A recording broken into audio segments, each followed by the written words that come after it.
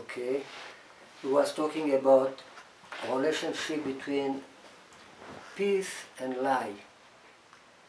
It is an example of Ishmael, of Islam about this, and I will give a Jewish example about this too. Like I said,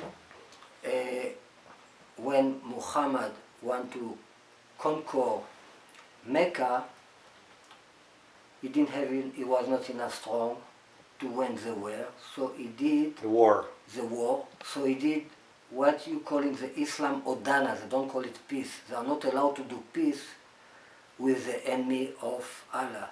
So what they do Odana, and they are allowed to do Odana only for 10 years, no more. But in the moment you are strong enough, you can break the Odana. Muhammad did Odana with the people of Mecca for 10 years. After 2 years, he was strong enough and he killed them all. Alright, so this example that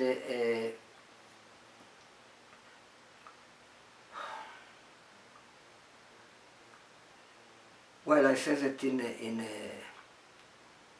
Islam is not such a thing you call peace, and for a lie peace, what called Udana, you can lie.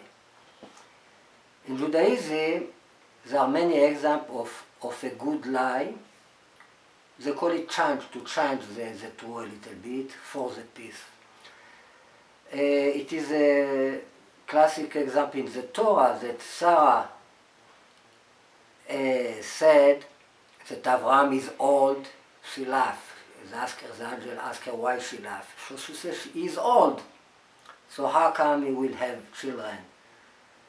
So when they tell to Abraham why Sarah laughed, they didn't tell to Abraham that Sarah tells that he is old. They change a little bit. Right? They say part of the truth, but they didn't say all the truth. Right? For the peace between Abraham and Sarah, so they didn't tell to Abraham exactly everything that Sarah said about Abraham. Alright, this example, so to make peace between people, there are story about Aaron that there are two persons that was enemies. They didn't like one. They was fighting one with another. So he came to one and tell him that the other one he regret and he want really to make peace. And after he was going to the other one and said the same thing, that the other one really try to do peace with you.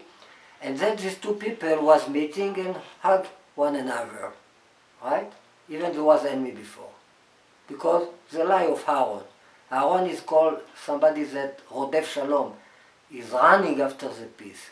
Alright, so he was... For good purpose. For good purpose, he was even lying to make peace between people.